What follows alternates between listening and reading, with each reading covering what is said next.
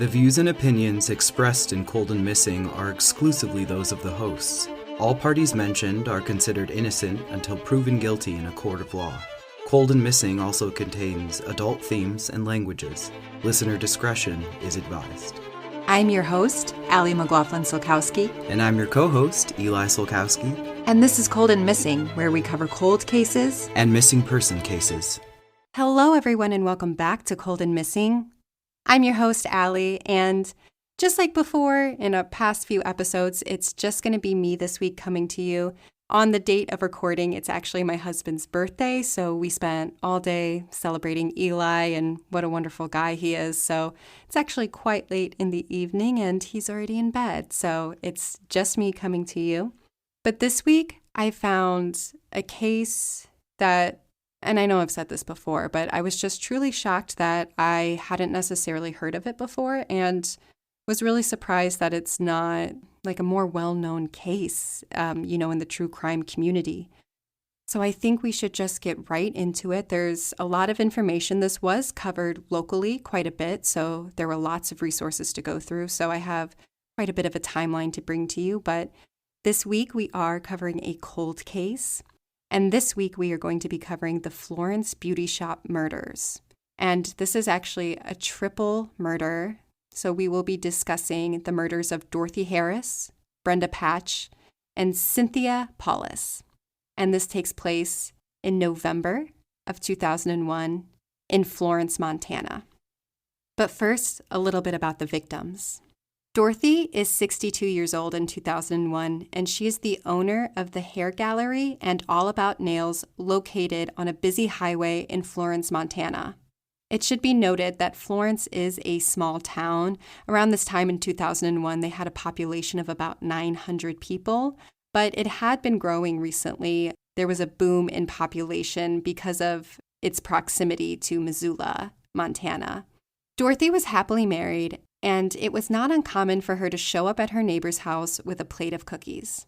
She was an artist, an incredible one according to her neighbors and loved ones. She always was working on a new craft or art projects. She had painted a carousel horse on a wall in her basement just to see if she could. Her husband, Ed Harris, says, quote, "She would help anybody at any time. It didn't matter who they were," end quote. Brenda was 44 years old in 2001. She was the manicurist at the salon. She was a loving grandmother and also known to enjoy crafting as well. Her and her best friend were taking a ceramic class, and they both thoroughly enjoyed it. Her and her husband had recently moved to nearby Stevensville, Montana, to a remote area at the end of a dirt road because they thought it would be more safe. Brenda's best friend, Jonette, says, quote, "She's a wonderful, caring, loving person. She was the most awesome lady I've ever met," end quote. Cindy is 71 years old in 2001. She was a customer at the salon and had a weekly Friday nail appointment, a luxury that she indulged in her retirement. Cindy loved the outdoors and, according to her family, was the world's biggest Grizz fan. Her son, Jim, says, quote, "She loved to fish, loved her horses. Everyone she knew she liked. Everyone she met she liked, and everybody liked her," end quote. And now a timeline of events. On Tuesday, November 6th, 2001, Dorothy arrives at the salon earlier than she usually did. She usually arrived around 9 a.m., which is when the salon opened, but a neighbor who lived across the street, John, said that he saw Dorothy at around 8 a.m. moving empty garbage cans around. Cindy calls the salon when they open at 9 to see if she can move her usual Friday appointment to today. Brenda, the manicurist, had an opening, so it was no problem. Dorothy leaves the salon a little after 10 to run to a nearby bank. She was seen at the bank in Stevensville at 10:30 a.m., just when Cindy was arriving for her nail appointment. John, the neighbor, left his house just a little bit before 11, and he said he didn't see anything unusual. Right around 11 a.m., a woman arrives for her hair appointment. Before she enters for her hair appointment, she notices an oddly dressed man in the front yard of the salon. He's described as being in his 20s or 30s, around 6 feet tall, about 180 pounds, but what was most noticeable about him was what he was wearing. He was wearing a dark suit, a duster jacket, and a hat that's been described as either a top hat or a fedora. As the customer enters the salon, she finds Dorothy near the back door, in the fetal position, and surrounded by a pool of blood. The woman steps over Dorothy to get to the salon's phone to call 911. Within minutes, firefighters arrive and know that there's nothing that can be done to save Dorothy. As the police arrive and begin to take in the scene, they find the bodies of Brenda and Cindy in a utility closet. It appears that Brenda and Cindy were forced into the closet sometime during Cindy's nail appointment. Cindy's old nail polish had been removed, but her new color was not all the way on. Brenda's nail drill was still running when the police arrived, and her iced coffee still had ice in it. Each woman did have defensive wounds, but there was very little signs of struggle in the salon.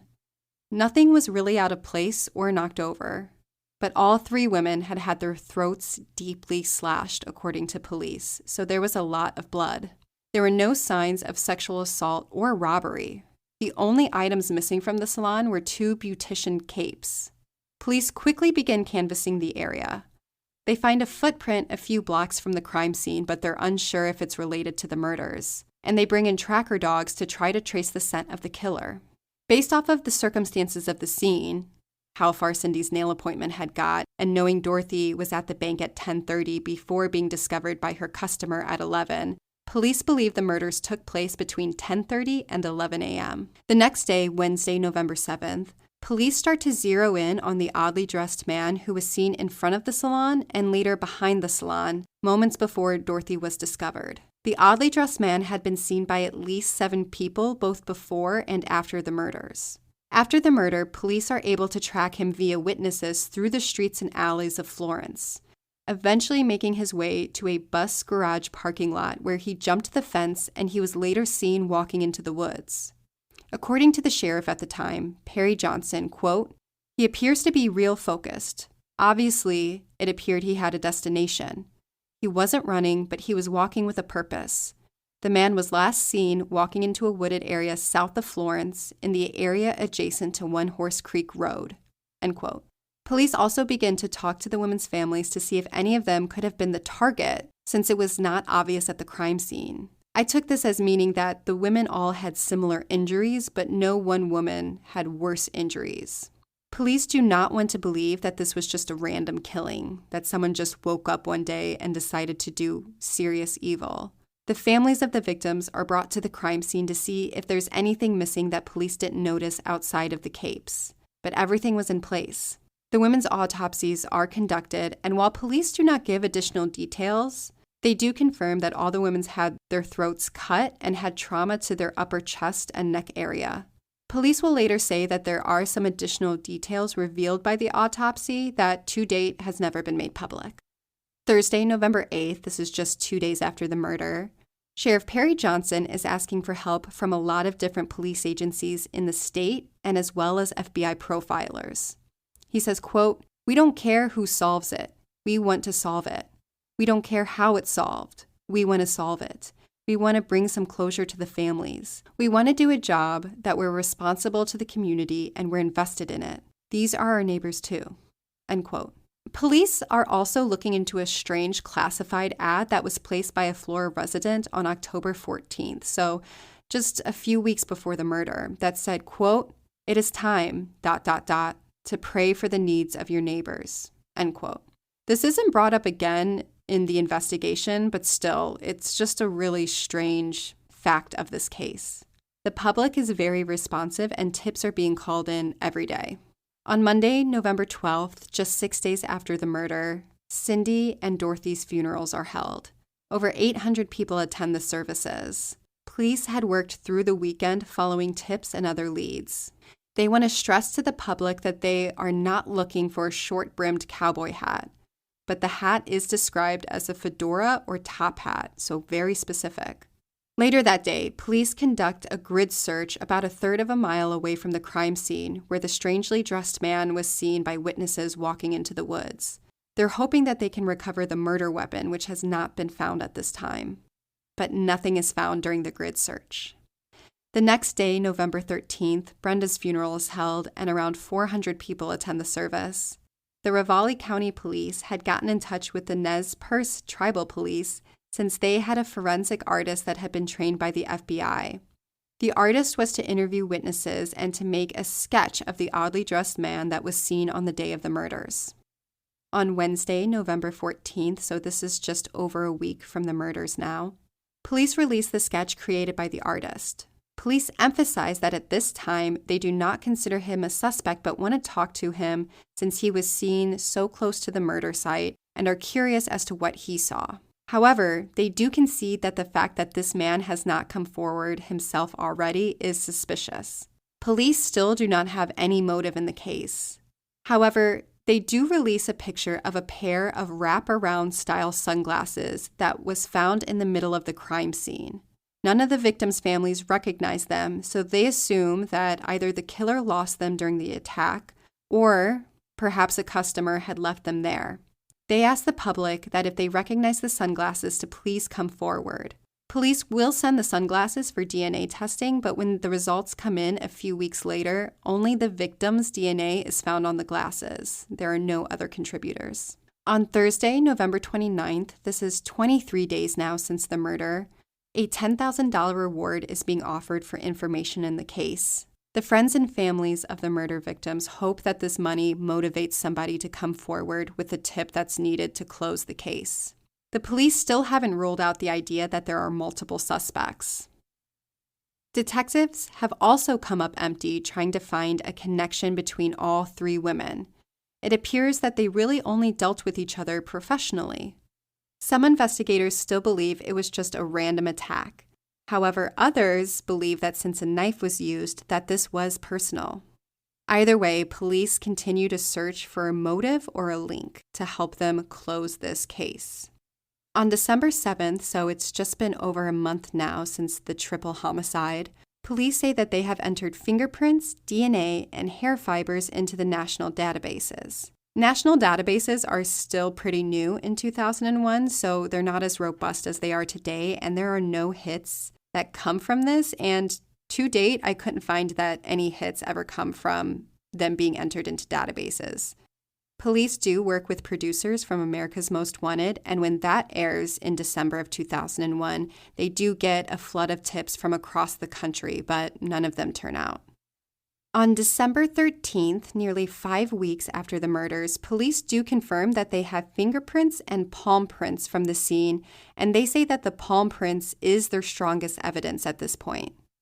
In February of 2002, so it's been over 3 months, and police release another sketch of the oddly dressed man. Typically, it's not the best practice to release multiple sketches by different artists since it can change the perspective of the locals and who they're looking for. However, this new sketch has more details in the face than the first sketch, and with the release come a flood of new tips. Police say that since the murder, they have gotten 1,300 tips in this case. But for the rest of 2002, I really couldn't find much in the local media, which had been covering this pretty heavily for the first 3 months following the murder. The next big update comes in November of 2002, so this is 1 year since the murders. And police say they are no closer to catching the killer a year after than they were the day it happened. They, however, stress that this is not a cold case and they're working on it every day. Police do confirm that they have some physical evidence from the scene, but it's very little. Police still urge the public to come forward. Detective Scott Burlingham says, quote, "There's a lead out there and somebody has it. If this was anything but random, there has to be some sort of reason why they were targeted. We're asking people to think, who could benefit from this? Who has the most to gain?" End quote. In March of 2005, so it's been over 3 years since the murder of Dorothy, Brenda, and Cindy, there's another Salon murder in Belleville, Illinois. 3 people are also killed with a knife. Ultimately, Illinois police and Montana police agree that the two are not connected.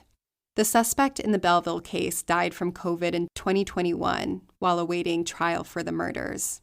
In December of 2005, so this is now over 4 years since the murder, and police say they have a suspect in the case. They name Brian Walter Weber as the murderer. Weber, in 2005, was serving time for an unrelated meth distribution charge. From jail, he gives an interview to the local paper where he says, quote, "The bottom line is that I've done a lot of bad things, but I never did those murders. end quote. Police say they used jailhouse informants to really build their case against Weber. It takes a while, but finally in April of 2008, police bring charges against Brian Weber and another man, Lincoln Benavides. Police allege that Benavides was a large meth distributor and that Weber was his enforcer, and that one of the women's relatives owed money. They both are indicted for drug-related charges and 3 charges of murder while engaged in drug trafficking. It's a federal charge that also carries the death penalty in Montana. They both plead not guilty. The trial date is set for 2010, so 2 years from the time they're indicted, due to all the discovery that the defense has to go through. However, by October 2009, Lincoln reaches a plea deal with the government. Because these were federal charges, the state is not prosecuting them, the government is. Lincoln reaches a plea deal to plead guilty to the drug charges, and the murder charges are dropped. He immediately takes the deal, but the government is still pursuing Weber. A few months later, though, the defense in Weber's case are able to get the drug charges dropped. They also start to argue that the murder charges should also be dropped. Weber's lawyer said, quote, "What did these 3 innocent women have to do with Mr. Weber? The government doesn't explain the connection. How do you develop a defense against that?" End quote. In January of 2010, the federal prosecutors dropped the murder charges and all of Weber's charges are dismissed. The murder charges are dismissed without prejudice, so Weber could be charged again if new evidence were to crop up in the case against him. In the motion filed by the prosecutors, they say, quote, "In preparation for trial, the government has thoroughly re-examined the evidence upon which it will rely to prove that Defendant Weber committed the offenses. The review has led the government to conclude, based on the evidence as it now stands, that the government cannot prove beyond a reasonable doubt all of the essential elements of these offenses." End quote. The defense also claims that they are able to prove that Weber was actually in Moscow, Idaho, the day of the murders. With these charges dropped, police announced that they are reopening the case. At this point in time, it's been over 9 years since the murders. And then that's truly the last update that I could find on the case. The murders have been mentioned a lot in local media coverage, especially around the anniversary of the murders. But there's no new developments or information revealed in those updates.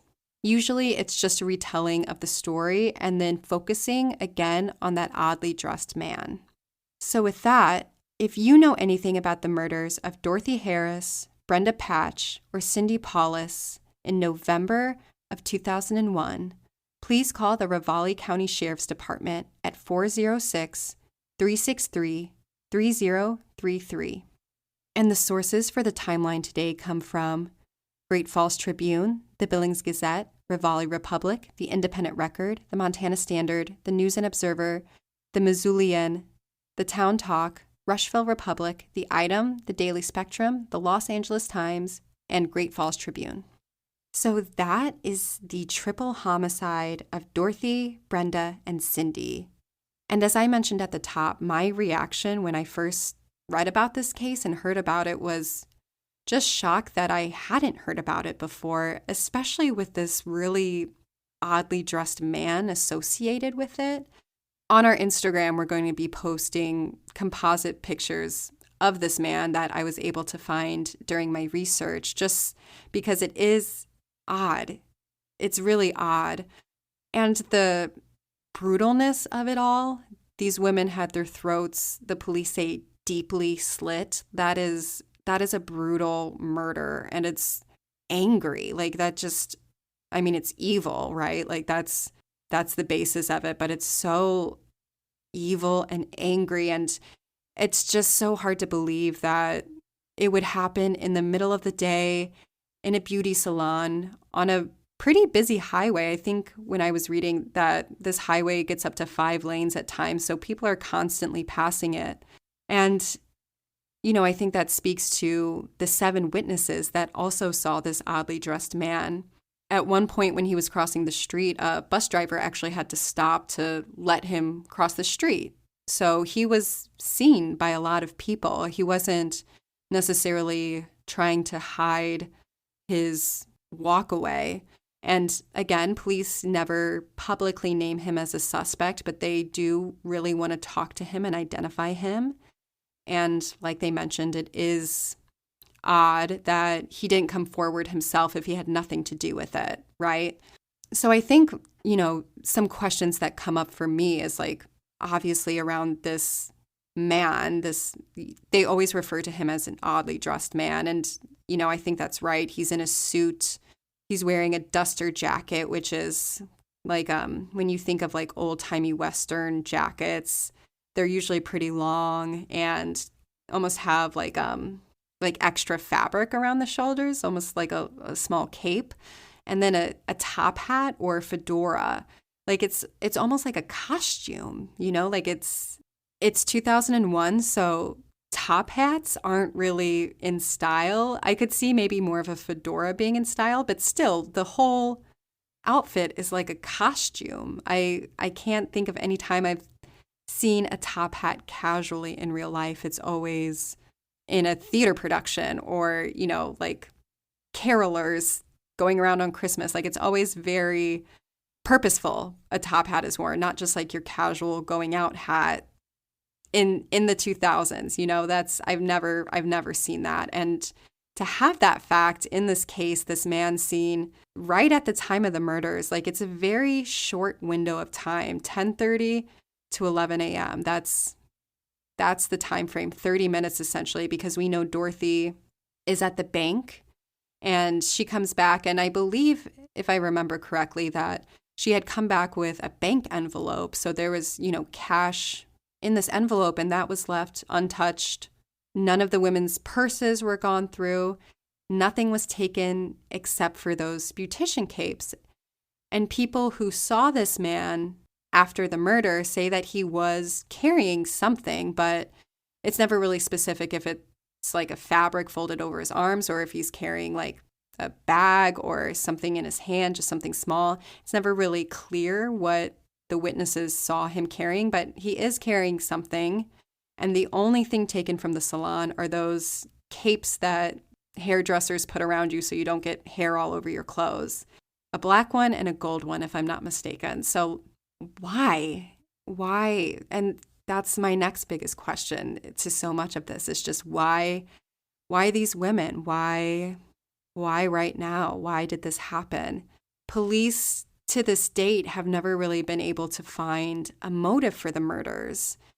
When they bring these charges, against Weber, that he, was this enforcer, murdering on a drug debt, I understand that happens, but it just seems so far-fetched in this case. These three, in Cindy's case, older, she's in her 70s, but these three women in the middle of the day at a beauty salon, like so many people could have walked in at any time just to get a haircut, just to see if, they could get their nails done really quick or just driving by. Like there's so much at stake. Like why these three women?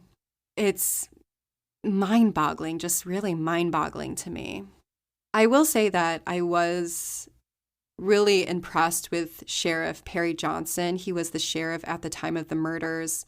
And, the next year he actually steps down as sheriff. He doesn't run again because the job was really stressful to him. But he stays on as the lead investigator in this case because he is kind of the end-all be-all for the case. He knows everything about it.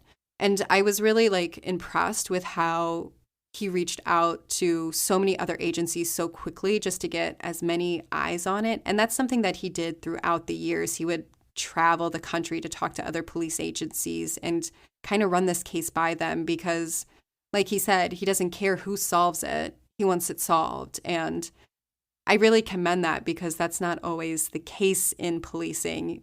A lot of times what I've seen in these cases is that they don't want to reach out to the FBI or other agencies, the state, neighboring counties, because they want to be the ones that solve it. There's pride in that. For these women, it's just like all hands on deck. Whoever can help, whoever has a thought, whoever has experience, get in here and let's talk about it, which I think that should always be the attitude for murder, missing people, is to get as many professionals looking at it as possible and to try to work every single angle. And all hands on deck. I really think that's the way forward for everything.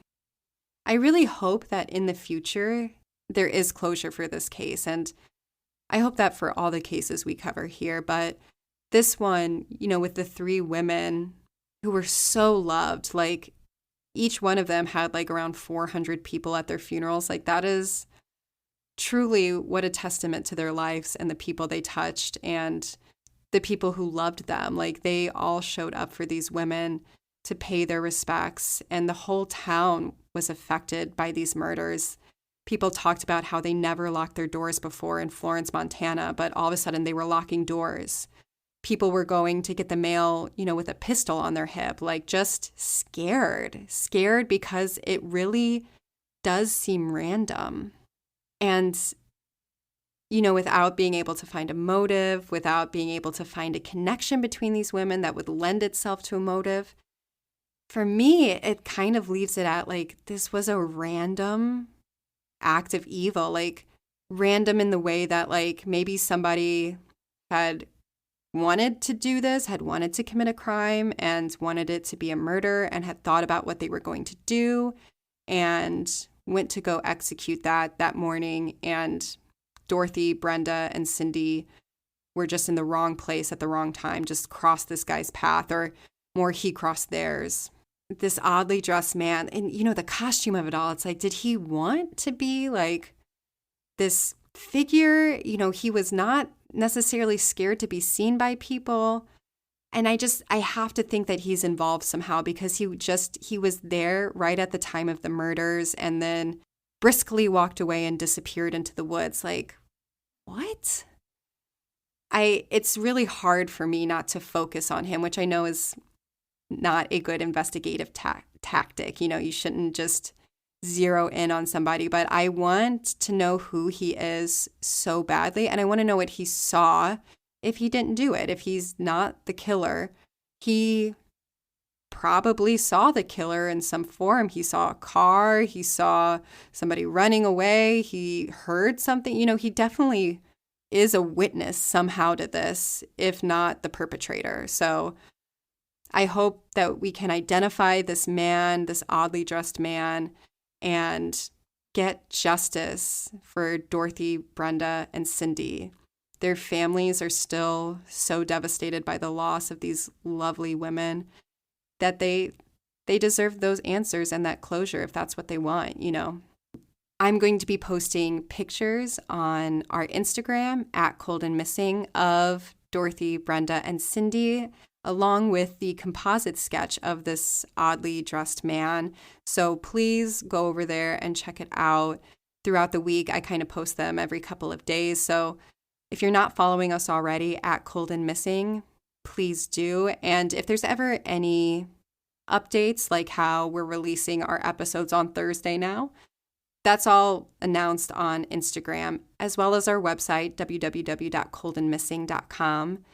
There you can find transcripts for all our episodes and the YouTube videos. We're also on YouTube. If that's how you like to listen to your podcasts, you can subscribe to us over there. That'd be really cool.